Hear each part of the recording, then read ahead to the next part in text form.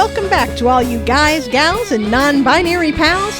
I'm Joanna, and with me today is Eleanor. Hi, all. Today's episode is super intriguing. Dick Rogers and the Kitty Cat Caper was written at the height of the Cold War. This subversive episode not only took a jab at McCarthyism, it's also a bit of a send-up of the Hays Code, which dominated Hollywood and most of American media at the time. Whoa, Encyclopedia Brown.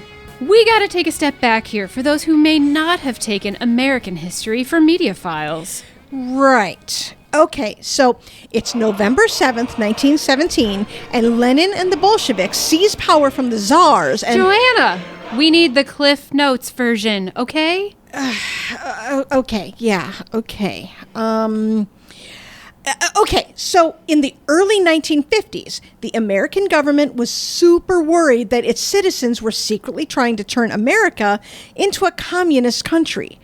These commies could be lurking anywhere, masquerading as teachers in public schools, pretending to be journalists, or worse, acting in movies, theater, or radio. Senator Joe McCarthy of Wisconsin got super into this idea and basically made everyone afraid that commies were taking over. And if you said anything to the contrary, you were a commie. Yikes. Well, you know what communist optimists say. No. What? It can't get any worse. Why do communists only drink herbal tea? Because proper tea is theft. Oh my God, a communist pun? Hey, did you hear the one about Putin, Zelensky, and Biden in a hot air balloon? Joanna, stop! We do not want to get the podcast's social media accounts hacked by the Russians. Oh, come on, Eleanor. Don't be paranoid. It's fine. Nobody's hacking anything. Speaking of, it was great to see how many more followers we have this month. Those are Russian bots, Joanna. Let's move on to the second subversive element of today's show, the Hays Code. Another attempt to control media that had long-lasting implications to this day. Okay, so the Hays Code was a set of self-imposed, rigid moral standards that basically took all the fun out of media. Profanity, nudity, sex, drugs, rock and roll, all banned. Or, when shown, had to be shown in a negative light. Basically, it was like a guide for keeping straight white men at the forefront of media for decades to come. Wow, tell us how you really feel, Eleanor. Yeah, I'm kind of passionate about this, and I hope our listeners will notice some common tropes that are still around to this day. You're right. Okay, without further ado, here is Dick Rogers and the Kitty Cat Caper.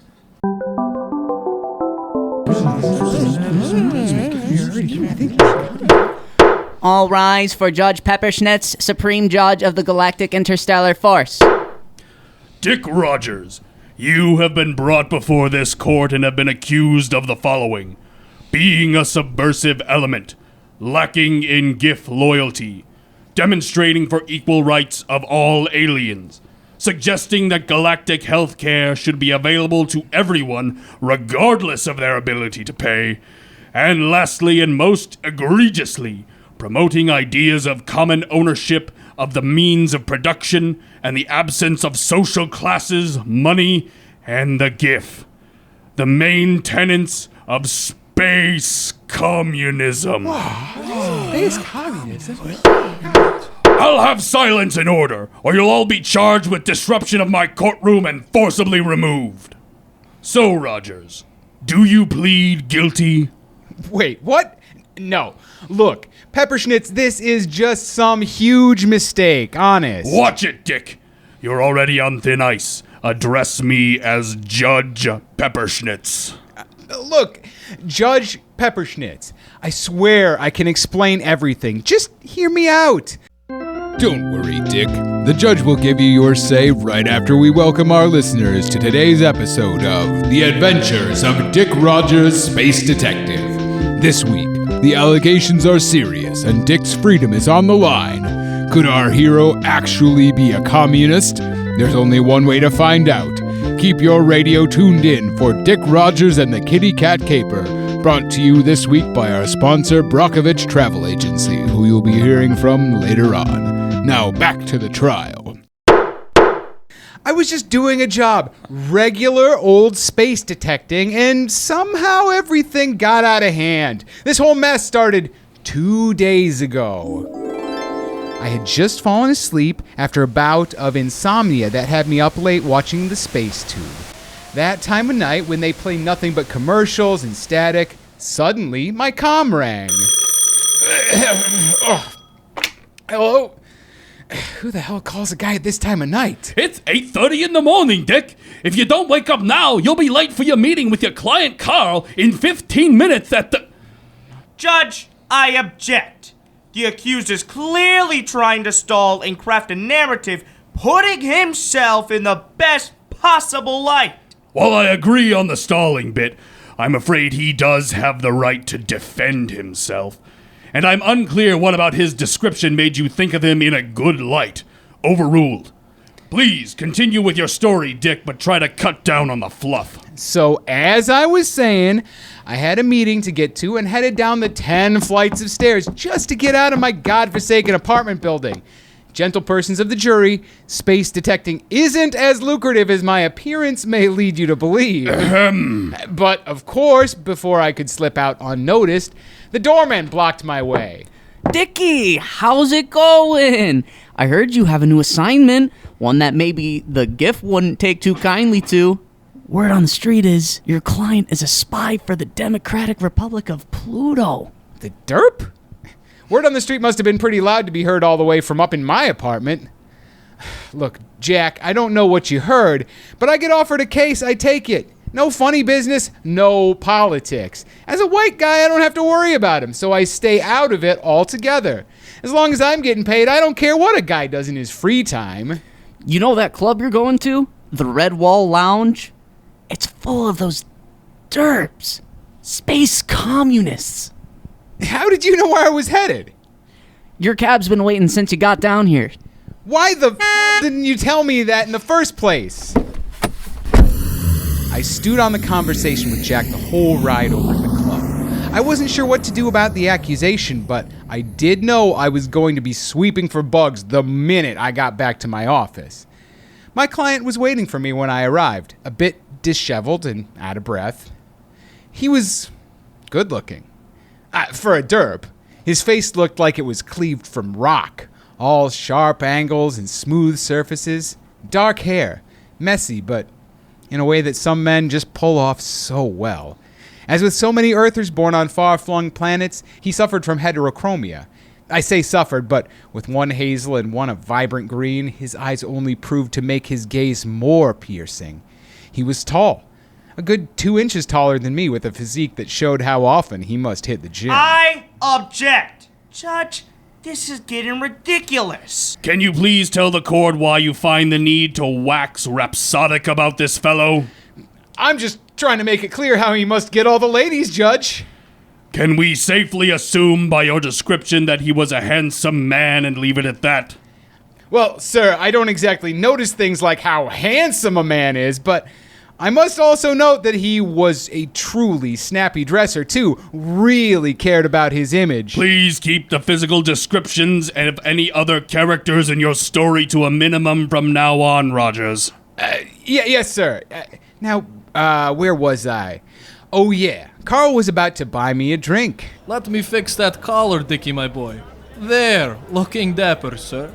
May I buy you a drink? Bartender, 2 new fashions, please.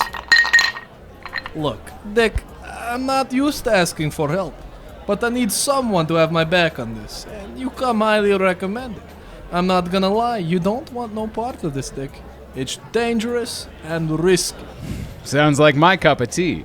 Dangerous and risky are my middle names. I need your help to rescue a cat.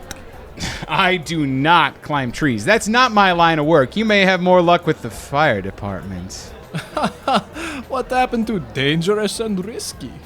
Actually, I've been thinking of changing my name. Something along the lines of suave and smart would fit nicely. Ooh, okay. Well, you're in luck because you're exactly the type of man I need. Suave and smart. There's no tree, but it will be complicated. If you don't think you can handle it, that's no shame on you. We all have our limits. Of course I can handle it. I want my customers fully satisfied. No job too small or too big. For a fee, of course. Of course. Your heroics will be rewarded once the cat is safe and sound. So no tree. Good. Wouldn't want to rumple my clothes, but why do you need my help with the cat? Who else would I ask? I need the best detective this side of the Andromeda Galaxy. The cat's gone missing. And you miss your companion. I get it. I certainly do miss it. So, fill me in on your process. Divulge the methods of the great space detective. Yeah, so I guess my usual process is step 1, get case. Step 2, solve case. And step 3, use profits to buy booze. Oh, so what happens if you get an extra hard case? My advice is just to start and then keep going until you finish the case. Wise words indeed, Dick. Well, then I think we should follow your own advice and start, shall we? Yes, of course. Righto. Where was the last place you saw the cat? It isn't a pair of keys, Dick. No, of course not. But the last known location of any missing person or feline can provide valuable clues. Well then, why don't we head back to my place? Well, oh yes, of course. Your house was the last time you saw the pussy? Very rarely are there any pussies in my house. But yes, that was the last place I saw the cat. Judge, for some inexplicable reason, we have not yet gotten to the point of this incredibly detailed story. I hear you. And my stomach does too. 15-minute recess so the court can get a bite to eat. Then you'll need to cut the gas and get to the point, Rogers. Tonight's sponsor is Brockovich Travel Agency. Stop on down to Brockovich Travel Agency and let us plan the vacation of your dreams. Beaches, mountains, rivers, and lakes. We've got amazing, all-inclusive travel packages sure to inspire your next globe-trotting adventure. Experience life like a commie and explore the beauty and solitude of northern Ukraine. Located only 80 miles from the metropolis of Kiev, Chernobyl offers a vibrant energy that even the KGB can't keep a secret anymore. Outdoor enthusiasts will die for the natural beauty of the local river and forests. Accommodations provided in the starkest of Stalinist architecture, and 1 meal a day is included in your travel package. Live and dine like the proletariat. We hope you like cabbage. Brockovich Travel Agency, where all our reviews are glowing. We made it to Carl's place without incident. It was a nice blue stone walk-up on the expensive side of town. He ushered me in and offered me a glass of wine. Now, Your Honor, I usually don't drink on the job, but it was a real delightful Zengalopian chartreuse, year 2134. Nice fruity and floral notes. Objection! To the drinking on the job part of the flavor profile. Rogers, get on with this, please. Of course. So, Carl, nice place you got here.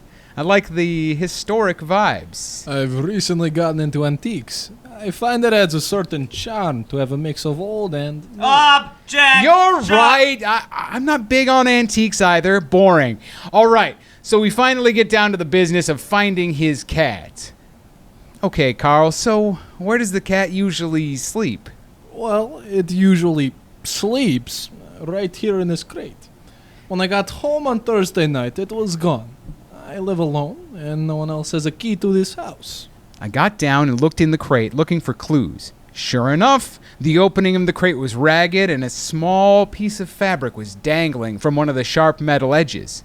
Gentle jurors, this piece of fabric is what we in the business call a clue. Carl, look, a clue! This fabric here. Did you tear your clothes on the cage? Heavens no! Feel this blend. Rough, poorly crafted, and full of synthetic fibers. This was clearly manufactured in a rapid fashion warehouse using untrained and underpaid workers. Purgatory's outhouse! Have you no sense of decency, sir? Judge, are you going to hold him in contempt for this foul language in front of all these decent people? Purgatory's outhouse is the informal name for the warehouse district. They call it Purgatory's outhouse because it hovers at the very limits of the city, and because of all the chemicals used, it smells like shit. Rogers, I'm scheduled for a round of space golf in an hour and a half. And if I miss my tea time, I will be one very unhappy magistrate. Yes, sir. As I was saying, Purgatory's outhouse is the only place within 3 light years that is manufacturing this kind of low-quality stuff, selling it on planet as fast as they can, since it tends to disintegrate fairly quickly. Carl, do you know anyone with a grudge against you? Someone, perhaps, who may have an overzealous love of capitalism? My ex. Partner in crime. Ah, Carl, that's where you went wrong.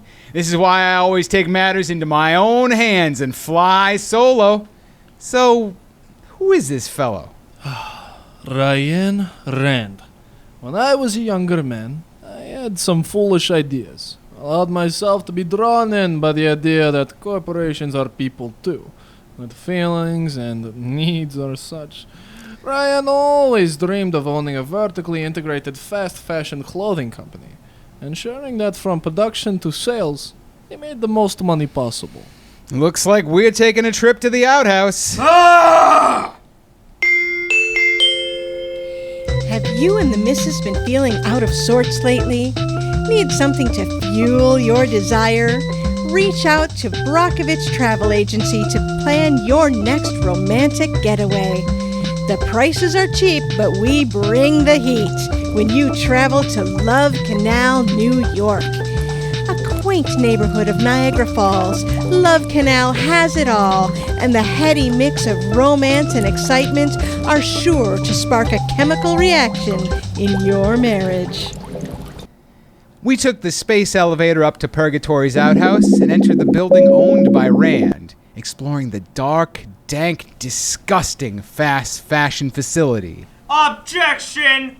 Overly descriptive and alliterative. Dick, you are on very thin ice. Yes, sir. So I brought up the suspiciously serene scene to Carl. Hey, Carl, it seems awfully quiet in here. Are you sure this is the place? It most certainly is, but you're right. It is suspiciously quiet. Ryan would never give workers a day off.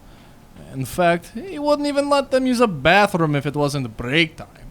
And they had to pay for every flush.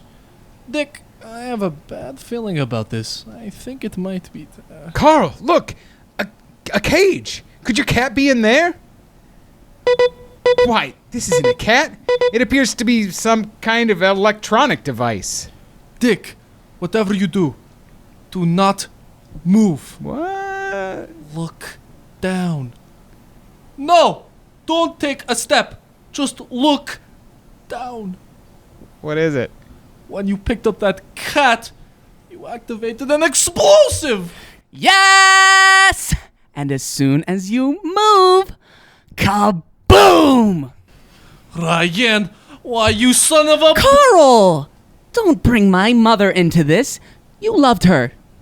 Now, what we have here is a deliciously interesting series of events. I had thought you would come alone to find your cat, but it seems you brought poor, unsuspecting Dick Rogers into our tiff. Carl, what is going on? This is not a cat. Oh, Dickie, you naive rube. It is a cat, a conductive, autonomous acoustic transmitter. Basically, it's a derp-designed cat cyborg that picks up audio signals and transmits it to a receiver. Carl, does this mean you are a communist?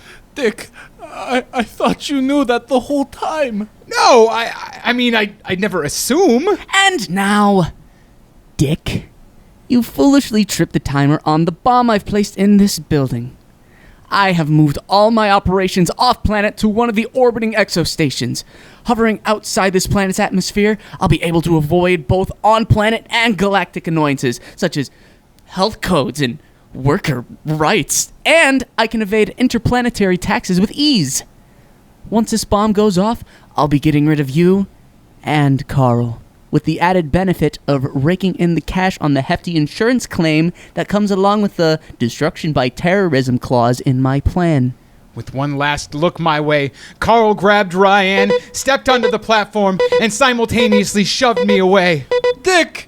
Run! I didn't think. I just ran. I had mere seconds before. Building a shaking explosion threw me off my feet, knocking the wind out of me. I managed to get my breath and made it back home to nurse my wounds before passing out. I woke up to the GIF pounding at my door to arrest me. Judge, I'd like to introduce a few new pieces of evidence. I used my one phone call to reach my friend at the insurance company to get a copy of the insurance payout form requested by Ryan Rand on his building, which, if you review the timestamp, was submitted approximately 10 minutes before the bomb actually went off, which I know because my watch stopped at the time of the explosion. Ryan failed to account for the time we would spend chatting and was so excited to get his money he sent the request before confronting us. Bring them up. Ah, yes. Good work, Dick. I am a detective after all. This still doesn't disprove that you are a space commie. Well, McNarthy, do you have any additional evidence to prove he is? He admitted to working with Carl. To solve a missing kitty case, not to recover missing commie tech. As his story outlines, he has no knowledge of Carl's communist leanings and was simply trying to find a missing animal. And the real communist is dead. No one could have survived that explosion. This case is all hearsay, and because of this, we're done. Case dismissed.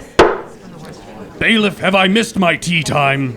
No, sir. You've just enough time to get to the club and have a drink before play. Ah, perfect. What a day. Feels good to be home. What the? I know I left the cat right here. What's this? A note?